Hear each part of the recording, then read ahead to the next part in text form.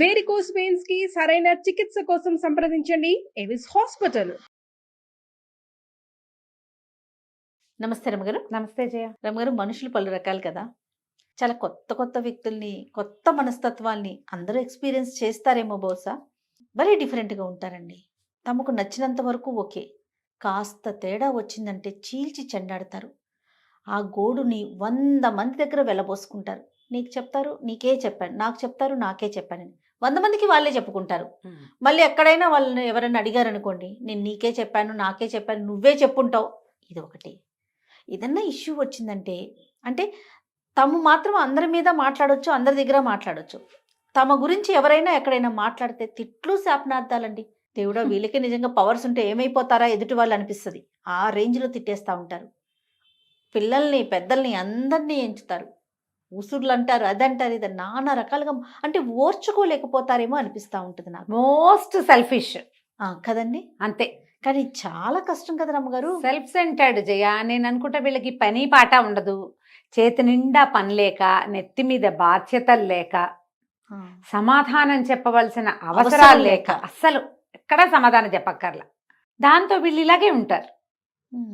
ఎప్పుడు వీళ్ళకి తేడా వస్తుంది, సొంతానికి మొహం పగిలిపోతే వస్తుందేమో. అప్పుడు కూడా రాదు జయ. కింద పడ్డా మాదే పై చెయ్యి అంటారు, అప్పుడు రాదు.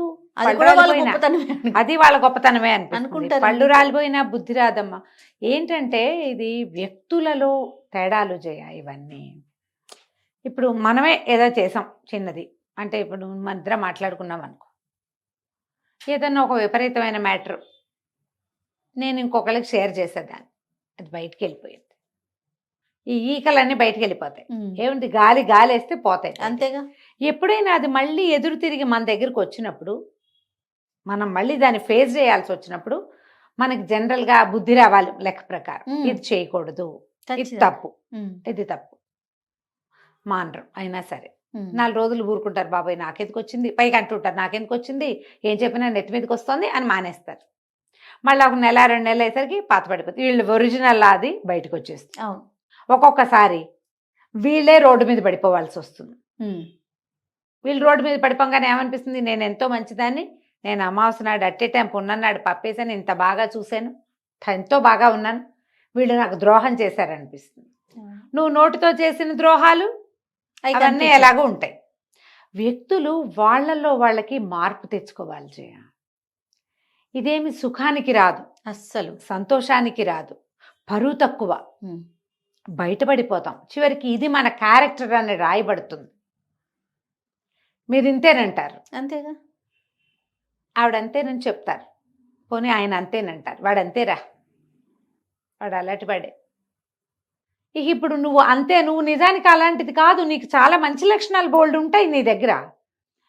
నువ్వు చాలా తెలివై ఉండొచ్చు, నువ్వు చాలా పనిమంతతనం ఉండొచ్చు, మంచి అద్భుతమైన వ్యాపారపు దృక్పథాలు ఉండొచ్చు, నీకు మంచి బిజినెస్ చేసి ఉండొచ్చు, నువ్వు హెల్ప్ఫుల్గా ఉండొచ్చు, ధర్మమైన ప్రవర్తన కూడా నీకు ఉండొచ్చు. కానీ నోరు వదిలేసే గుణంతో అవన్నీ పోయి ఈ మచ్చ పెద్దదైపోతుంది. క్యారెక్టర్లో ఇబ్బందులు ఇవి చిన్నప్పటి నుంచి అలవాటు అవుతాయి జయ. పిల్లలు గాసిపింగ్ చేస్తుంటే ఒప్పుకోకండి. వాళ్ళ సంగతులు వీళ్ళ సంగతులు చెప్తారు ఇంట్లో, వాళ్ళ మమ్మీట వాళ్ళ డాడీట వాళ్ళట వీళ్ళట, అలాంటివి ఒప్పుకోవద్దు. ఏదైనా సందర్భం వచ్చినప్పుడు చెప్పాలి. ఇప్పుడు నువ్వు వాళ్ళ గురించి ఎలా చెప్తున్నావో నీ గురించి కూడా వాళ్ళు అట్లాగే చెప్పుకుంటారు, అలాగే వస్తుంది కదా. చెప్పకూడదు, మనం మాట్లాడుకోకూడదు, పిల్లల్ని చెప్పనివ్వకూడదు, మంచిది కాదు ఇది గాసిపింగ్. ఇప్పుడు నీకు ఏ ఏజ్కి అర్థమవుతుంది, 8th 9th క్లాసులకు వచ్చేసరికి పిల్లలకి నో గాసిపింగ్ అనేది మనం చెప్పచ్చు. గాసిప్స్ అర్థమవుతాయి వాళ్ళకి, అర్థమవుతుంది ఆ పదం, స్కూళ్ళల్లో తెలుసుకుంటారు. అవును. దీనివల్ల ప్రాబ్లమ్స్ వస్తాయి. మనం ఎవరింటికైనా వెళ్ళామనుకో, లేదా మన పిల్లలే ఎవరింటికైనా వెళ్ళారు, ఊరు వెళ్తాము, ఎక్కడికైనా వెళ్తాము, అక్కడ ఎవరిదైనా ఏవైనా ఆడ్ బిహేవియర్స్ చూస్తాం మనం, వాళ్ళు అంతే అని ఊరుకోవాలి, అక్కడ అలా అని ఊరుకోవాలి. దాన్ని తెచ్చి ఇక్కడ చెప్పకూడదు. పిల్లలు ఏం చేస్తారంటే సరిగ్గా పెట్టలేదని, సరిగ్గా పని చేయించారని, వాళ్ళ ఇంట్లో అదేదో బాగులేదని అలాంటివి ఇళ్లల్లో చెప్తారు తెచ్చి. మా పిల్లాడు వచ్చినప్పుడు నువ్వు బాగా చేయలేదని తల్లులు ఎప్పుడు అడుగుతారండి. అక్కడ ఏదో జరుగుంటుంది. ఆ, వీళ్ళు పెసరపప్పు తినరు, వాళ్ళ ఇంట్లో రోజు పెసరపప్పే వండారు, తినలేక చచ్చాను అంటుంది పిల్ల. ఎవరింటికైనా వెళ్ళినప్పుడు సర్దుకోవాలి నాన్న. అసలు చెప్పడాన్నే ఎంకరేజ్ చేయకూడదు. చెప్పడానికి మళ్ళీ encourage తిప్పి చేయకూడదు. అడుగుతారు రమ్మగారు. అడుగుతారు. అది తిప్పి ఎంత పెయిన్ఫుల్లో కదండి. అవును. చాలా ఇబ్బంది అండి. అదేంటి మనం మామూలుగానే ఉన్నాం కదా. ఇంకొకసారి ఏమనిపిస్తుంది అంటే వాళ్ళు వచ్చినప్పుడు వాళ్ళకి ఒళ్ళ దగ్గర పెట్టుకోవాలి మనం. బాబు నీకు ఇష్టమైన నువ్వు తింటావమ్మా, ఒళ్ళు దగ్గర తింటావా? పెట్టుకోవాలని మీకు అట్లా అనిపిస్తుందేమో. ఆ. రెండోసారి అన్నం కూడా పెట్టబుద్ది కదా రమ్మగారు. మరి అంటే ఇప్పుడు తప్పనిసరి అనుకో జయ, ఆ, అప్పుడు ఏం మనసులో చేస్తాము? నుంచి రాదు కదా. మనసులో నుంచి రాదు, ప్రేమలు పోతాయి. ప్రేమలు పోతాయి కదా. వాళ్ళ ప్రేమలు రిలేషన్ కంటిన్యూ ప్రేమలు పోతాయి, అభిమానం పోతుంది, ఆపేక్షగా దగ్గరికి తీసే వాళ్ళు తీయము. తీరు. ఇవి చెడగొట్టుకోవద్దు. పిల్లలకి చెప్పాలి. ఏదైనా తేడా ఉంటే సహించి ఊరుకోవటం నేర్పించాలి. ఈ రోజున మన జనరేషన్స్ లో అతి పెద్ద ప్రాబ్లం ఏంటంటే, మనం ఇది ఎక్కడ మొదలెట్టా తెలుసా జయ? ప్రతి దాన్ని సోషల్ మీడియాకి చెప్పాల్సి వస్తుంది. మనం సోషల్ మీడియాలో ఒక అద్భుతమైన యాక్టర్ లేదా ఎవరో ఏదో డాన్సో పాటో పాడారు, బాగుంది బాగుంది బాగుంది అని 10 వస్తాయా? 15. నీకు అవసరమా? నీకెందుకు? నీకు ఎన్నేళ్ళు? ఈ ఏజ్కి నీకు ఈ బట్టలు అవసరమా? ఈ ఏజ్కి నీకు ఈ నగ అవసరమా? నువ్వేవిడివి వాళ్ళెవరినో అనడానికి? అది వాళ్ళ ఇష్టం. వాళ్ళ ఇష్టం. నీకు నచ్చితే చూడు, లేకపోతే మానేసి. అవును, జడ్జి చేయొద్దు కదా. నువ్వు ఈ బట్టలు వేసుకున్నావు, నీ వయసుకి ఇది అక్కర్లేదు, నీకు ఇది అవసరమా, నీకు ఇంత ఉందా, నువ్వు అది కదా, నువ్వు ఏదో కదా. వాళ్ళు ఎవరో డివోర్స్ తీసుకున్నారు, ఇది మేము మ్యూచువల్గా తీసుకున్న నిర్ణయం అని చెప్పారు. ముందు పెళ్లి చేసుకున్నారు, మీరందరూ ఓహో అన్నారు. డివోర్స్ తీసుకున్నారు, ఊహో అని ఊరుకోవాలి కదా. ఆ అమ్మాయిదే తప్పు అంటారు కొన్ని వేల మంది. ఆహాహా అది అద్భుతమైంది, వాడిదే తప్పు, లేదా అమ్మాయిదే తప్పు కొంతమంది, అబ్బాయిదే తప్పు కొంతమంది. వీళ్ళిద్దరు కాదు, అబ్బాయి వాళ్ళ అమ్మ లేదా అబ్బాయి వాళ్ళ నాన్న వాళ్ళు దుర్మార్గులు, వీళ్ళు కాదు వాడెవడో ఇంకొకటి అంటాడు ఇంకోడు. ఇప్పుడు ఈ అభిప్రాయాలన్నీ ఎవడైనా మిమ్మల్ని అడిగాడు? మీ అభిప్రాయానికి ఏమైనా విలువిందా? మీ లోపలున్న చేదంతా మీరు బయట పెట్టుకుంటున్నారు కాదు. అంతే. నీ అవసరమా? నువ్వు ఎంత గింజు చచ్చినా వాడు కలిసేది లేదు, చెందేది లేదు. ఒకవేళ కలుసుకున్నా వాళ్ళు ఏం క్యాజువల్గా మామూలుగా ఫ్రెండ్స్ లాగా ఉంటాము అని చెప్పారు. ఫ్రెండ్స్ లాగానే ఉంటున్నారేమో, మనకు తెలీదు. కానీ ఇలా ఏం చూసినా మన మాట బయటికి చెప్పడం అనేది ప్రాక్టీస్ అయిపోయింది. దానివల్లే ఇట్లా నోటుకు దానివల్ల ప్రతిదానికి ఒక కామెంట్ పాస్ చేస్తున్నారు జయ. అదే పెద్ద కారణమేమో అనిపిస్తుంది. ఏదో చూస్తాము, బాగుంటే బాగుందనాలి, బాగోపోతే మానేయాలి. అసలు బాగుందని కూడా మీరు అనక్కర్లా, అనకపోయినా పర్వాలేదు. దాని నుంచి ఎలా డెవలప్ అవుతుందండి? ఇది ప్రతి దాన్ని మనం ఇలాంటి కంటితోటే చూస్తున్నాం జయ. ఇదే కంటితో చూస్తాం. ఎవరైనా ఓ పిల్ల డ్రెస్ వేసుకుంటే మాట్లాడతాం, వేసుకోకపోతే మాట్లాడతాం. చిన్నది వేసుకుంటే చిన్నదని, పెద్దది వేసుకుంటే పెద్దదని, నీ ముక్కు వంకరగా ఉందని లేదని. అబ్బా వంకర ముక్కు పిల్లైనా ఎంత ముద్దుగా ఉందంటారు కొంతమంది. దీని ముక్కు ఏమిటి అంత వంకరగా ఉందంటాడు ఇంకొకడు. వాడికి ఆ వంకరే కనపడుతుంది. ప్రతి దాన్ని చీల్చి చెండాడటం మనకు అలవాటైపోయింది. దానివల్ల ఏది కూడా మనం ఎక్కడ ఇబ్బంది కలిగిన ఓర్చుకోవట్లా, సహించట్లా, ఊరుకోవటల్లా. వాక్ స్వాతంత్ర్యం ప్రబలిపోయింది. మనం పిల్లల్ని అనుకుంటున్నాం కానీ మనం కూడా అంతే. పెద్దోళ్ళనే ఉందండి. ఇప్పుడు మీరు ఇంతకు ముందు అన్నట్లుగా పిల్లలు ఏదో ఎవరింటికో వెళ్ళారు, వాళ్ళ ఇంట్లో ఏదో ఫుడ్ బాగోలా, ఏదో నచ్చలా, పిల్లలు మళ్ళీ తిరిగి ఇంటికి వచ్చి చెప్పినప్పుడు అదేంటి అట్లా అంటావు? ఏదో ఒక పూట 2 పూటలు ఉన్నప్పుడు వాళ్ళకి తోచింది ఏదో పెట్టారు, నాన్న అట్లా అనకూడదు అని చెప్పరు. అని చెప్పకపోగా మా అబ్బాయి వచ్చినప్పుడు నువ్వు బాగా పెట్టలేదంట అని చెప్పి తిరిగిగా అడిగితే అడుగుతారు. మనుషులే రమ్మ కదా. మనుషులే. మేము చాలా అద్భుతమైన వాళ్ళం. మీరు మా ఇంటికి వచ్చినప్పుడు మేము ఎంత బాగానో చేసి పెట్టాం, మీరు మా వాడికి అట్లా పెట్టలేదు. అడిగేస్తారండి, అడిగేసి కడిగేస్తారు. మీకేమున్నాయమ్మా మానవ సంబంధాలు? అది ఒక్క పూట తిండితోటే అయిపోతుందా? ఒక్కదాంతోటే అయిపోతాయా? ఏదైనా ఒక ఫ్లా ఎవరిలో అయినా చూస్తే దాన్ని నువ్వు చూడటం, చెప్పడం, అందరికీ చెప్పి చెప్పి చెప్పి చెప్పి 100 మందికి చెప్పేసేయటం. వాళ్ళ సంగతి మనకెందుకు? పోనీ ఎవరో ఆగలేకపోతాం జయ. చూసాము, అయ్యో ఇదేంటి ఇలా ఉంది, వీళ్ళేంటి ఇలా ఉన్నారు అనిపిస్తుంది. ఏదో ఇంట్లో చెప్తావు, ఎవరో క్లోజ్ ఫ్రెండ్ చెప్తావు, అంతతో ఊరుకోరు. ఎంతమందో అందరూ క్లోజ్ ఏమైనా అందరికీ పంచటం దాన్ని. ఎప్పటికీ ఈ బంధాలు మారతాయమ్మా. ఇప్పుడు ఎక్కువైపోయింది జయ. ఎలా మారుతాయి రమ్మగారు? ఇప్పుడు గ్యాప్ వచ్చేసింది. ఇప్పుడు మనసుకి బాధ అనిపించినప్పుడు ఆటోమేటిక్ గా గ్యాప్ పెరిగిపోతుంది కదా. పెరుగుతుంది. ఈ పంచటం ఎంత బ్యాడ్ ప్రాక్టీస్. మళ్ళీ ఏదైనా నీ మీదకి వస్తే నువ్వు చచ్చిన అసలు యాక్సెప్ట్ చేయరు. అస్సలు. ఇదైందా? ఇప్పుడు ఇదో రకం జనాభా అయితే ఇంకో రకం జనాభా ఉంటారు.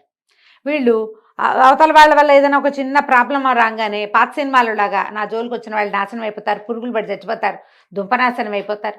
ఏమిటి కాస్తకే ఏదైనా నీ ప్రాణాల మీదకి వస్తే అనుకో ఏముండదు అక్కడ, అసలు మ్యాటరే ఉండదు. చాలా మామూలు విషయాలకి కూడా అవతల వాళ్ళ నాశనాన్ని కోరుతూ ఉంటారు, అలాగే మాట్లాడతారు. అవును.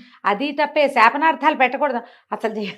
మా ఇంట్లో పిల్లలు మా వాళ్ళు ఊరే అట్లా చేస్తే ఏం బాగుంటుందిరా అంటే, అమ్మ శాపనార్థాలు పెట్టకు, నువ్వు ఏం బాగుంటుంది అంటే అదే బాగుంటుంది, బాగుండకపోతే పోతుంది, నువ్వు మాత్రం ఇక బాగున్నట్టే అది. అవన్నీ ఏదో వంట చేస్తాడు మావాడు, అవన్నీ వేస్తే ఏం బాగుంటుంది, పంచకోళ్ళ కషాయంలాగా ఏడ్చినట్టు ఉంటుందంట. నేను అంటే అమ్మ నువ్వు శాపనార్థాలు పెట్టుకున్నా వంటకి అయిందా. ఇప్పుడు మన దగ్గర మన భూషణ్ ఉన్నాడు, అదే భూషణ్ అలా పెట్టారు ఏంటంటే మేడం తిట్టారు అంటాడు, అలా పెట్టారు ఏంటి అంటే చాలు తిట్లు. మనకి ఒట్టి వాక్యం తిట్లంటే ఏమిటవి ఇవేనా, ఇవే ప్రశ్నలు లేదా ఒక కన్క్లూషను. ఈ రెండింటిని కూడా మనం తీవ్రంగా పరిగణిస్తున్న కాలం అయితే, పాతకాలంలో లాగా శాపనార్థాలు పెడితే ఎట్లాగమ్మా, నాశనం అయిపోతారు పనికి మాలిన వాళ్ళు. మనమంత అద్భుతమా? అంతే కాదు, మనమేమో మనం పెద్ద గుమ్మడికాయంత ముత్యమేం కాదు, అది మనకి చాలా ఫ్లాసే ఉంటాయి మన దగ్గర కూడా. మనుషులన్న వాళ్ళకి సుగుణాలు ఎన్నుంటాయో దుర్గుణాలు ఇంకో 2 ఎక్కువే ఉంటాయి. అంతేగా కలికాలం. అందులో నువ్వు నేను మన నాన్న మనమ్మ మన పిల్ల మేక ఏది కాలం రమ్మగారు, మనం ఏ కాలం ఇది, అదే కదా. ప్రతి వాళ్ళకి ఉంటాయి, ప్రతి వాళ్ళకి వాళ్ళకుండేవి వాళ్ళకుంటాయి. అంతేగా. ఇప్పుడు నువ్వు ఒకటి చూసావు, ఒకటి తెలుసుకున్నావు, ఒకటి నీకు అర్థమైంది, ఓసారి అను వదిలేసాయి, ఒకసారి చెప్పు, దాన్ని వదిలేయి. వదిలేయటం మాత్రం బాగా ప్రాక్టీస్ చేయాలి, చాలా ప్రాక్టీస్ చేయాలి, చాలా కావాలి. పట్టుకొని అదే కాదు, ఇప్పుడు మన ఎవరైనా ఏదైనా అన్నారనుకో, ఇక పీకి దాని మీదే చెప్పుకుని వదిరి వాళ్ళకి చెప్పి వీళ్ళకి ఏడిచి గగ్గోలు పెట్టి ఎప్పటికీ వాళ్ళని క్షమించలేక ఏమవుతుందంటేనమ్మా, మా పాత మాట ఒకటి చెప్తా, ఏ కట్టెకి నిప్పుంటే అదే కాలుతూ ఉంటుంది. అంతేనా? ఈ అక్కర్లేని చింతలు, వాళ్ళెవరవో వీళ్ళెవరవో, వాళ్ళు అన్నారు వీళ్ళు చేశారు, వాళ్ళు అలాగా వీళ్ళు ఇలాగా, సుఖమేది నీ బతుక్కి, సంతోషమేది అస్సలు. ఈ ధోరణి మార్చుకోండి, గాసిపింగ్ మానేయండి. మీకు అసలు ఎంత ఆరోగ్యం బాగుపడితే ఒక నెల రోజుల వ్రతంలాగా పెట్టుకుందాం. ఏమిటి మన అదేదో సినిమా ఉంది కదా, అబద్ధాలు ఆడకూడదు, ఏప్రిల్ 1 విడుదల, కావాలంటే ఆ సినిమా చూడండి. రాజేంద్ర ప్రసాద్ గారు వంశీ గారు తీశారు, అదిరిపోతుంది సినిమా, సూపర్. ప్రతి ఒక్క డైలాగు అద్భుతంగా ఉంటుంది. మీరు 1 నెల రోజుల పాటు ఎవ్వరి మీద గాసిపింగ్ చెయ్యొద్దు, మీ ఆరోగ్యం ఎంత బాగుపడుతుందో చూడండి. మీకు విటమిన్ డెఫిషియన్సీ ఉండదు, అక్షరాల నమ్మండి. డి విటమిన్ డెఫిషియన్సీ అస్సలు ఉండదు, కడుపులో మంటలు ఉండవు, తలనొప్పి ఉండదు, అలసట అస్సలు ఉండదు, ఎందుకంటేనమ్మా మీరు ఇతరులని మోస్తున్నారు. మోత బరువు చెయ్యొద్దు.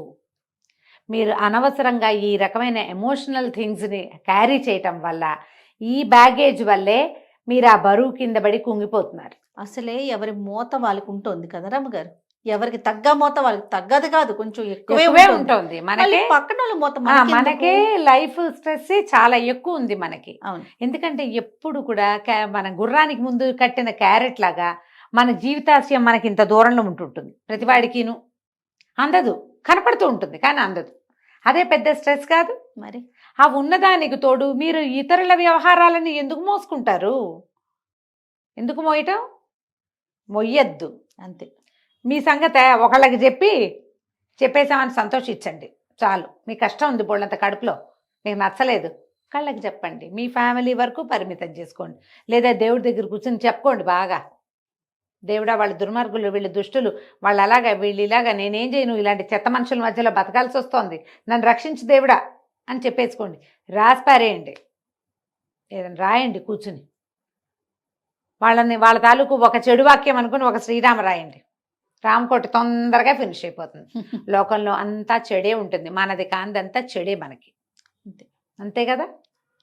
కాబట్టి ఇలాంటి ధోరణితోటి ఉండండి అమ్మా, ఆరోగ్యాలు పాడు చేసుకోకండి. ఇవాళ రేపు వస్తున్న మెంటల్ స్ట్రెస్లో 50% ఇతరుల వల్ల వచ్చేదే, అంతే, వాళ్ళ వల్ల రాదు, వాళ్ళని గురించి మనం ఆలోచించడం వల్ల వస్తుంది.